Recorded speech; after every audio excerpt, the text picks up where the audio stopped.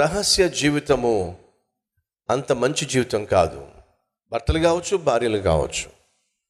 మన జీవితాల్లో రహస్యాలు ఉన్నాయి అని అంటే అది ఊబి లాంటి జీవితం. ఊబి అంటే మళ్ళీ కొత్త పదం మనకి. మీరు ఎవరికైనా ఊబి అంటే తెలుసా? మీరు గమనించారా? అది కాలువ కావచ్చు, అది చెరువు కావచ్చు. సాధారణంగా చెరువులో ఊబి ఉంటుంది. ఆ చెరువులో నాచు ఉంటుంది. ఆ నాచు పైకే ఉంటుంది, కనిపిస్తూ ఉంటుంది, పచ్చగా కనిపిస్తూ ఉంటుంది. అరే పైకి కనిపిస్తుంది కదా అని చెప్పి పొరపాటు నువ్వు కాలేసావనుకో, స్లోగా స్లోగా స్లోగా నువ్వు దిగుతూ దిగుతూ దిగుతూ దిగుతూ ఉంటావు. ఈ కాలు సపోర్ట్ తీసుకొని ఈ కాలు లేపుదామంటే ఇది ఇంకా లోపలికి వెళ్ళిపోద్ది. దీన్ని అదిమి ఈ కాలు లాగుదామంటే ఇది ఇంకా లోపలికి వెళ్తుంది. దీన్ని బయటికి తెద్దామంటే ఇది లోపలికి వెళ్తుంది. నీకు పైనేమో లోతు లేనట్టుగా కనిపించింది, కానీ ఇప్పుడు అది నేను లోపరుచుకుంటుంది, లోపలికి లాగేసుకుంటుంది. అది ఊబి. రహస్య జీవితము అంటే అర్థం తెలుసా? ఊబి లాంటి జీవితం పైకి కనిపించేటటువంటిది కాదు. వాస్తవంగా అసలు రహస్య జీవితాలు ఎప్పుడు స్టార్ట్ అవుతాయో తెలుసా? చెప్పంటారా? తప్పు చేసినప్పుడు. ఆదామా ఆదామా దేవుడు పిలిచాడు. అప్పుడు ఆదాం ఏం చేశాడో చెప్పండి? గబగబా వెళ్ళి చెట్టు చాటున దాక్కున్నాడు. రహస్యంగా దాక్కున్నాడు. ఎందుకు దాక్కున్నాడు? తను తినకూడని పండు తిన్నాడు కాబట్టి, చేయకూడనిది చేశాడు కాబట్టి. అప్పుడే కదండి రహస్యం. భర్తలో మీ సెల్ ఫోన్ ఒక రహస్యం కదా? నిజం చెప్పండి. మీరు ధైర్యంగా మీ సెల్ ఫోన్ మీ ఆవిడకి ఇస్తారా? అమ్మో, పేగులు లెక్క పెట్టేస్తుందండి. ఏం లెక్క పెట్టేస్తుంది? పేగులా? తమ్ముళ్ళు, చెల్లెళ్ళు, మీ సెల్ ఫోన్ అమ్మకి ఇవ్వగలరా, నాన్నకి ఇవ్వగలరా? అస్సలా. అమ్మ సహోదరులు, మీ ఆయన్ను పొరపాటున మీ సెల్ ఫోన్ ముట్టుకొనిస్తారా? హలో, దేని జోలికైనా రాగానే నా సెల్ ఫోన్ ముట్టుకున్నావు అంటే 1 వీక్ వంట చేయనేమనుకుంటున్నావు?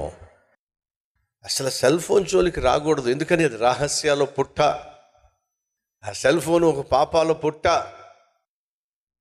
ఏ రంధ్రంలో నుంచి ఏ పాము వస్తుందో తెలీదు, ఏ బొమ్మ బయటకు వస్తుందో తెలియదు, ఏ మెసేజ్ బయటకు వస్తుందో తెలియదు. ఉన్నారా? రహస్యాలు. నీ సెల్ ఫోన్ ఒక రహస్యం, నీ బ్యాంక్ బ్యాలెన్స్ ఒక రహస్యం, నీ బ్రతుకే ఒక రహస్యం. తమ్ముళ్ళు, చెల్లెళ్ళు, అమ్మకు చెప్పనివి, నాన్నకు చెప్పుకోలేనివి రహస్యాలు ఏమైనా ఉన్నాయా? నా బిడ్డలకు ఎప్పుడూ ఒకటి చెప్తూ వచ్చాను నేను. యవ్వన ప్రాయము అనేది ఖచ్చితంగా తొట్టిల్లేటటువంటి సమయం. సతీష్ కుమార్ గారు పిల్లలు కనుక వాళ్ళు అస్సలు తప్పు చేయరు, వాళ్ళు బుద్ధిమంతులు, వాళ్ళు పొరపాట్లు చేయరు అని అనుకుంటే అది మన పొరపాటు. అది బైబిల్ సెలవిస్తుంది, యవ్వనస్తులు తప్పక తొట్టిల్లుదురు. తల్లులు, తండ్రులు, దయచేసి వినండి. మన పిల్లలు తప్పు చేయకూడదు, తప్పు చేయకూడదు, తప్పు చేయకూడదు అని మనం ఆశపడతాం.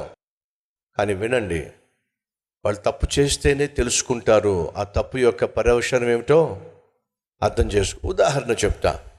చిన్నప్పుడు మీ పిల్లలకి చెప్తారు, ఒరేయ్ ఆ క్యాండిల్ జోలికి వెళ్ళొద్దురా, ఆ క్యాండిల్ జోలికి వెళ్ళొద్దురా. మీరు క్యాండిల్ వెలిగించారనుకోండి, వాడు ఆడికి వెళ్ళి దాన్ని చేపెట్టే ప్రయత్నం చేస్తాడు. వెంటనే మీరు లాగేసుకుంటారు, రే కలిపొద్దురా అని చెప్పి చేయలాగేస్తారు.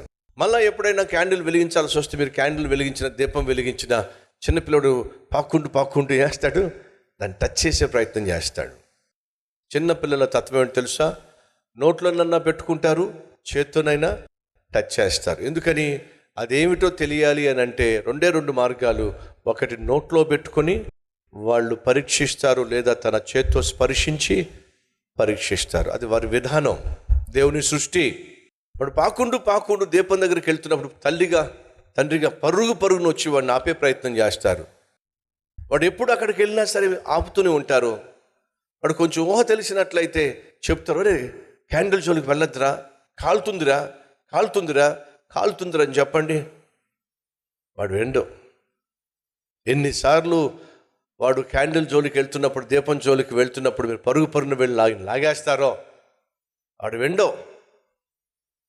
మీరెవరూ లేని సమయంలో జాగ్రత్తగా పాక్కుంటూ వెళ్ళి క్యాండిల్ మీద చేయేస్తాడు. ఏమేం చెప్పండి, కాలింది. ఇంకా ఆ రోజు నుంచి మీరు చెప్పాల్సిన అవసరం లేదండి. చెప్పాల్సిన అవసరం ఉందా?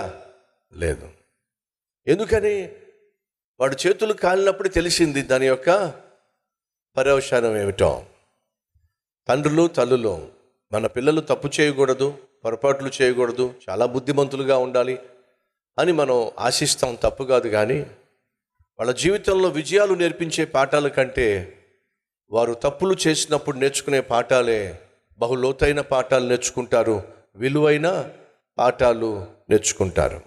ఆ రోజు ఆదాము రహస్యంగా ఒక చెట్టు చోటకి వెళ్ళాడు. కారణం ఏమిటంటే తను చేసింది తప్పు కాబట్టి. ఆ తప్పు ఏం చేసిందంటే భయాన్ని పుట్టించింది.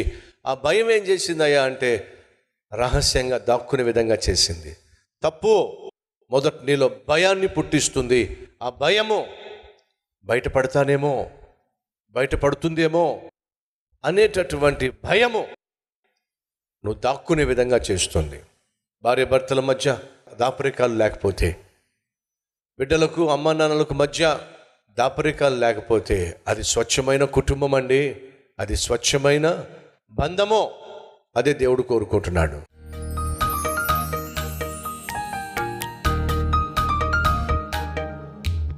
మహాపరిశుద్ధుడు అయిన ప్రేమ కలిగిన తండ్రి, అడుగుడి మీకు ఇవ్వబడునని సెలవిచ్చావు. అడగకుండా మేము వెతికితే మాకు దొరకదు, అడగకుండా మేము తట్టితే తెరవబడవు. మేము 4 గోడల మధ్య మోకాళ్ళ మీద పడి అడగాలి, అప్పుడే నువ్వు మాకు ఇస్తావు. నువ్వు ఇస్తేనే బయట తలుపులు తెరవబడతాయి. ఇది ఒక అద్భుతమైన వాస్తవం, ఇది బహుశ్రేష్టమైన సత్యం. 4 గోడల మధ్య మోకాళ్ళపై విజయము సాధించే జీవితం మాకు దయచేయండి అయ్యా. ఆదర్శవంతమైన జీవితాన్ని వదిలిపెట్టి వెళ్ళాలి, ఆశీర్వాదకరమైన జీవితాన్ని విడిచిపెట్టి వెళ్ళాలి. అనేక మందికి నాయన దీవెనకరమైన జీవితాన్ని విడిచిపెట్టి వెళ్ళాలి. అలా నా జీవితాన్ని, మా జీవితాన్ని ఆశీర్వదించాయా. ఈ వాస్తవాన్ని నీ బిడ్డలు ప్రభువా ఎన్నటికీ మర్చిపోకుండా సహాయం చేయండి. యేసు నామం పేరిట వేడుకుంటున్నాము తండ్రి, ఆమేన్.